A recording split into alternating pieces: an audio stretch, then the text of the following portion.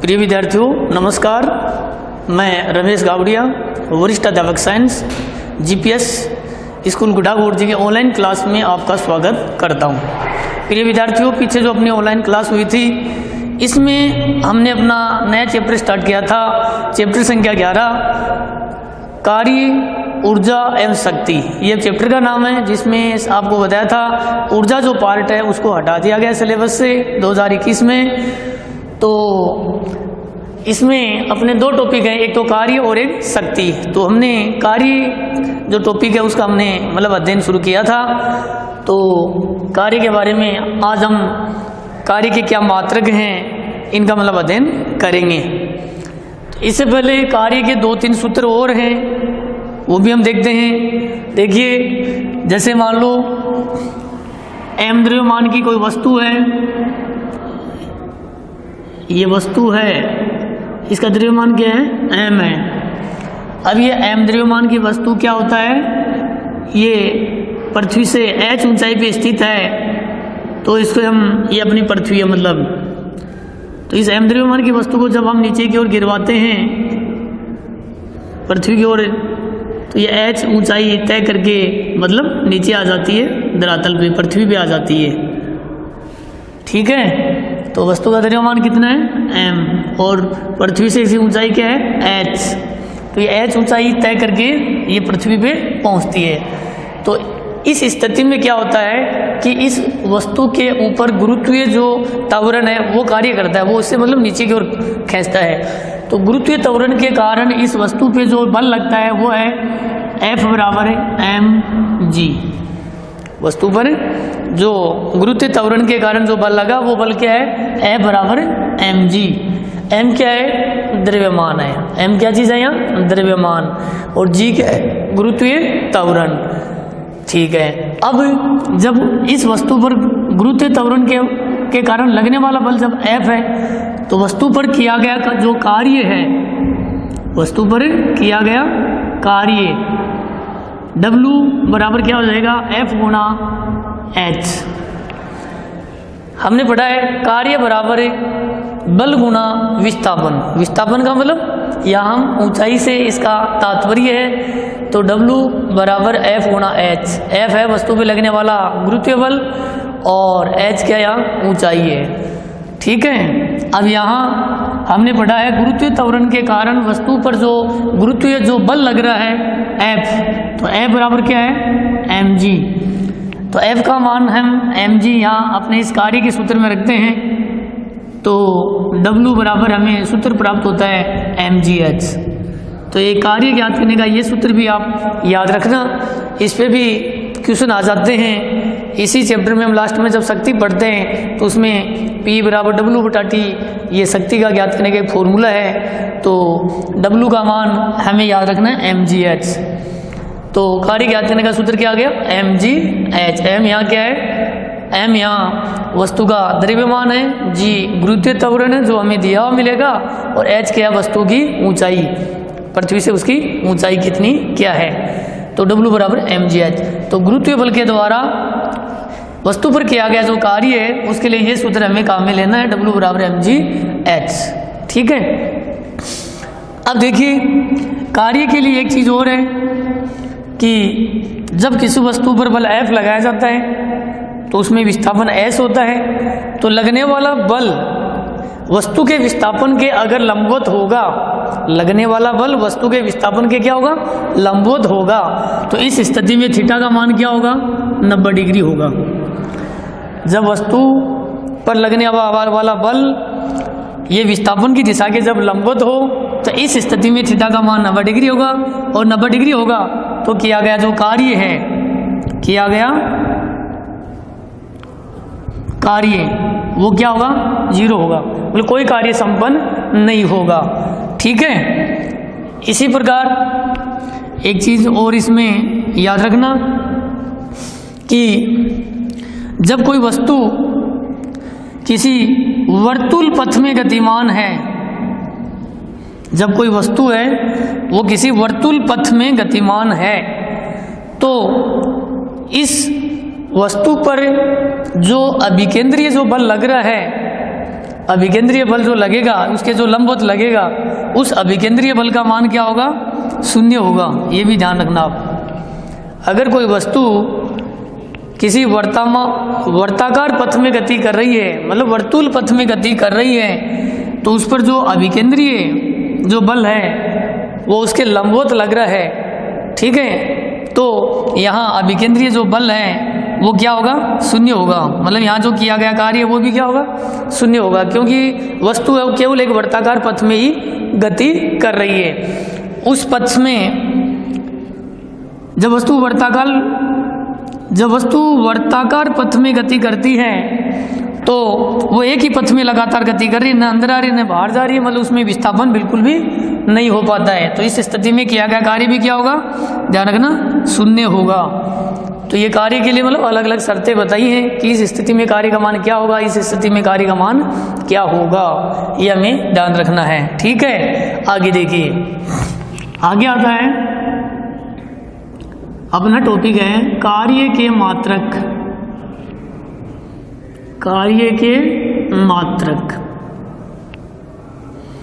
तो कार्य के जो मात्रक हैं वो अलग अलग पद्धति में अलग अलग दिए हुए हैं। पहले हम पढ़ते हैं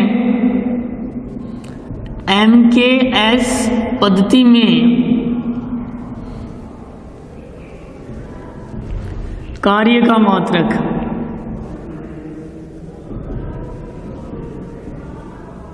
कौन सी पद्धति में, MKS पद्धति में कार्य का मात्रक। MKS पद्धति, MKS की जो फुल फॉर्म है वो है मीटर किलोग्राम सेकंड।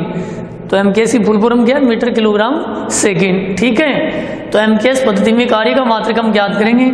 अब देखो, जिस राशि का हमें मात्रक पूछा है वो मात्रक उस राशि के सूत्र से निकाला जाता है। तो हमने कार्य का क्या सूत्र पढ़ा है, कार्य का सूत्र, कार्य ज्ञात करने का सूत्र हमने पढ़ा है W बराबर F गुणा S। कार्य बराबर बल गुणा विस्थापन, कार्य बराबर बल गुणा विस्थापन, ठीक है। अब देखो यहाँ क्या है, F क्या है, बल है, और ध्यान रखना बल का मात्रक MKS पद्धति में क्या होता है, न्यूटन होता है। MKS पद्धति में बल का मात्रक क्या होता है, न्यूटन। तो यहाँ बल F का मान हम क्या लेंगे, 1 न्यूटन। माना F बराबर 1 न्यूटन। तो 1 न्यूटन क्या वस्तु पर लगने वाला बल है। कौन सी पद्धति में, MKS पद्धति में। S क्या चीज़ है, S क्या चीज़ है यहाँ, विस्थापन, और MKS पद्धति में विस्थापन को मीटर में मापा जाता है। तो S का मान हम लेते हैं 1 मीटर। क्या लेते हैं, 1 मीटर। ये मान सूत्र में रखने पर मतलब ये दोनों मान अपने सूत्र में रखेंगे। तो W बराबर F का मान आ गया 1 न्यूटन।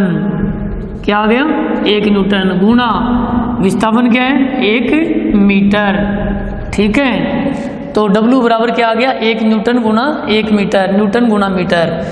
तो कार्य का मात्रक MKS पद्धति में हमें पूछेंगे तो हम बताएंगे न्यूटन मीटर, न्यूटन गुणा मीटर। अब ध्यान से सुनो, या W बराबर 1 जूल। तो MKS पद्धति में कार्य का मात्रक क्या होता है, जूल होता है। ये अच्छी तरह ध्यान रखना आप। 1 जूल किसको कहते हैं, 1 न्यूटन गुणा 1 मीटर का अन्य नाम, मतलब दूसरा नाम क्या है, जूल होता है। तो कभी भी प्रश्न आ जाए कि 1 जूल बराबर क्या होता है, तो हम लिखेंगे 1 जूल बराबर 1 न्यूटन और गुणा 1 मीटर। 1 जूल बराबर क्या होता है, 1 न्यूटन गुणा 1 मीटर। तो MKS पद्धति में कार्य का मात्रक क्या होता है, जूल होता है। एक बार पुनः सुनिए, MKS पद्धति में कार्य का मात्रक क्या होता है, जूल। ये कैसे निकालेंगे, सूत्र से। सूत्र क्या है, W बराबर F गुणा S। W क्या है, किया गया कार्य वस्तु पे, F वस्तु पे लगने वाला बल, S क्या है, विस्थापन। बल, वस्तु पर लगने वाला बल F, एम के पद्धति में बल का मात्रक होता है न्यूटन, बल को न्यूटन में मापा जाता है, तो F का मान 1 न्यूटन ले लेंगे। एस क्या है विस्थापन, एम के पद्धति में विस्थापन को मीटर में मापा जाता है, तो एस का मान हो गया 1 मीटर। ये दोनों मान F और S का ये मान सूत्र में रख देंगे हम, सूत्र में रखेंगे तो क्या आएगा W बराबर 1 न्यूटन गुना 1 मीटर। तो कार्य का मात्रक न्यूटन गुना मीटर भी होता है, या 1 न्यूटन गुना 1 मीटर किसके बराबर होता है, 1 जूल के बराबर होता है। मतलब 1 न्यूटन गुना 1 मीटर को क्या कहते हैं, जूल भी कहते हैं। तो एम के पद्धति में कार्य का मात्रक क्या होता है, जूल होता है। समझ गए, ठीक है। आगे देखिए, कई बार प्रश्न आता है कि 1 जूल को परिभाषित कीजिए, 1 जूल की परिभाषा लिखिए, बहुत बार पूछ लेते हैं। तो 1 जूल को हम किस तरह परिभाषित करेंगे, इसकी परिभाषा हम इस तरह लिख सकते हैं। जब किसी वस्तु पर, मान लो ये कोई वस्तु है, ये क्या ये कोई वस्तु है, इस वस्तु पर जब हम 1 न्यूटन बल लगाते हैं, वस्तु पे बल कितना लगाते हैं, 1 न्यूटन। जैसे इस वस्तु पर 1 न्यूटन बल लगेगा, वस्तु पर कितना बल लगेगा, 1 न्यूटन। 1 न्यूटन बल लगाने से इस वस्तु में जो विस्थापन होता है S, वो कितना होता है, वो होता है 1 मीटर। विस्थापन कितना हो जाता है इसमें, 1 मीटर।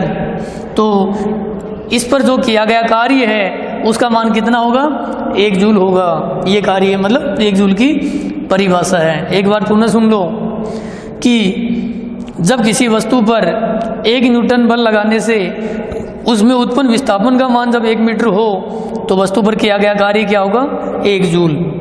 ये 1 जूल की परिभाषा है जो एग्जाम में काफ़ी बार पूछ ली जाती है। तो एमकेएस पद्धति में कार्य का मात्रक हमें पूछेंगे तो क्या लिखेंगे, जूल। और वैसे अंतर्राष्ट्रीय जो मात्रक पद्धति है उसमें कार्य का मात्रक जूल ही लिया गया है। वर्तमान में हम कार्य का मात्रक जूल ही लेते हैं। ठीक है, आगे देखिए। इसी प्रकार हमें ये पूछ लेते हैं कि सीजीएस पद्धति में कार्य का मात्रक बताओ। जैसे एमकेएस पद्धति में हमने कार्य का मात्रक निकाला है, ठीक उसी प्रकार क्या पूछते हैं, सीजीएस पद्धति में कार्य का मात्रक ज्ञात कीजिए।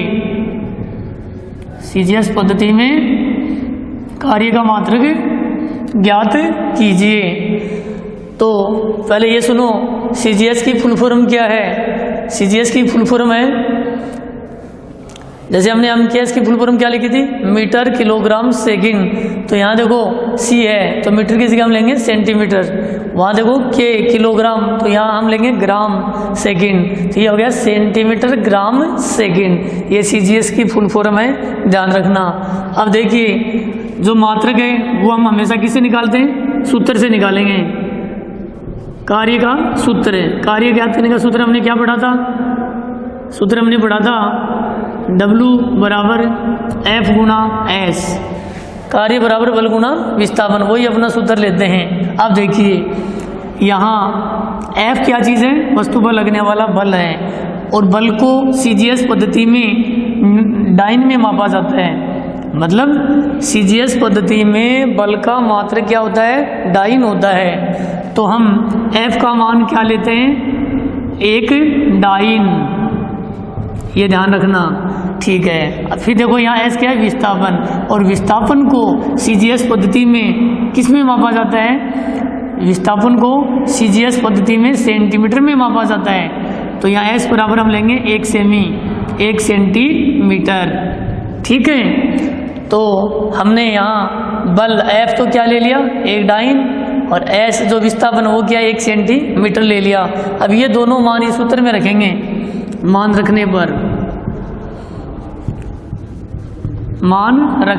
पर तो ये दोनों मान जब हम इस सूत्र में रखेंगे तो हमें क्या प्राप्त होता है, W बराबर 1 डाइन गुणा 1 सेंटीमीटर। ठीक है, तो देखो सीजीएस पद्धति में कार्य का मात्रक क्या आ गया, डाइन सेंटीमीटर आ गया। मतलब 1 डाइन गुणा 1 सेंटीमीटर, या W बराबर कार्य बराबर 1 डाइन गुणा 1 सेंटीमीटर है, वो 1 अर्घ के बराबर होता है। किसके बराबर होता है, 1 अर्घ।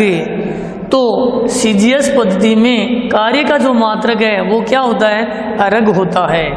अर्घ का हमें अगर दूसरा नाम पूछें तो हम क्या बोलेंगे, डाइन गुणा सेंटीमीटर लिखेंगे। ठीक है, एक बार पुनः देख लो। सीजीएस पद्धति में कार्य का मात्रक निकालेंगे तो सूत्र क्या लेंगे, W बराबर F गुणा S।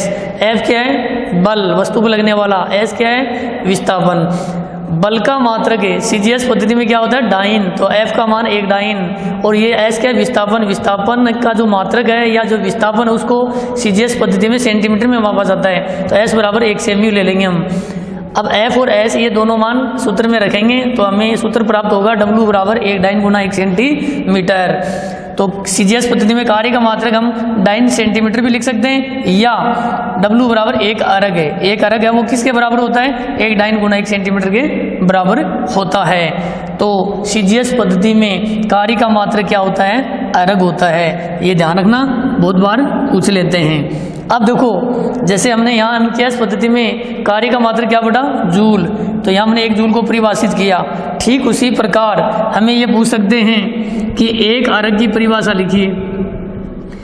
1 अर्घ की क्या लिखिए, परिभाषा, मतलब इसको 1 अर्घ को परिभाषित करो।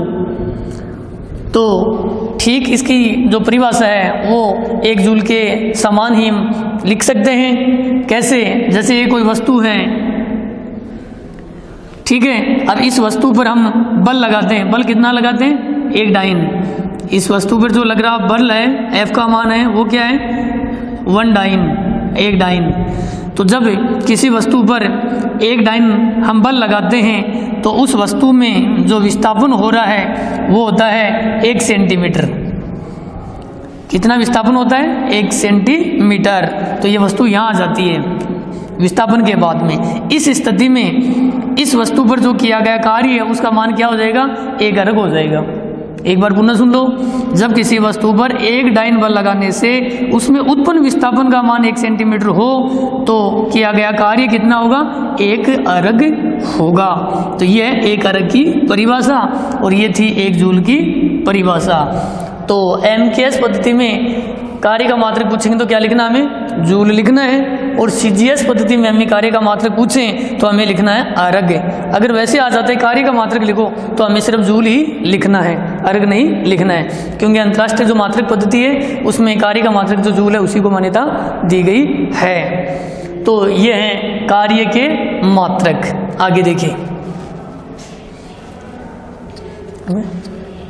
तो कार्य के जो मात्रक हैं ये मैंने आपको बताए, एक तो एमकेएस पद्धति में और एक सीजीएस पद्धति में। तो प्रिय विद्यार्थियों, आज की ऑनलाइन क्लास में हमने कार्य के जो मात्रक हैं इनका हमने अध्ययन किया है कि एमकेएस पद्धति में और सीजीएस पद्धति में कार्य के क्या मात्रक हैं और इनकी क्या परिभाषाएं हैं। ये एग्जाम में काफ़ी बार पूछ ली जाती है। आगे की जो अपनी ऑनलाइन क्लास होगी उसमें हम अध्ययन ये करेंगे कि 1 जूल में कितने अर्घ होते हैं, या जूल को अर्घ में चेंज कीजिए। धन्यवाद।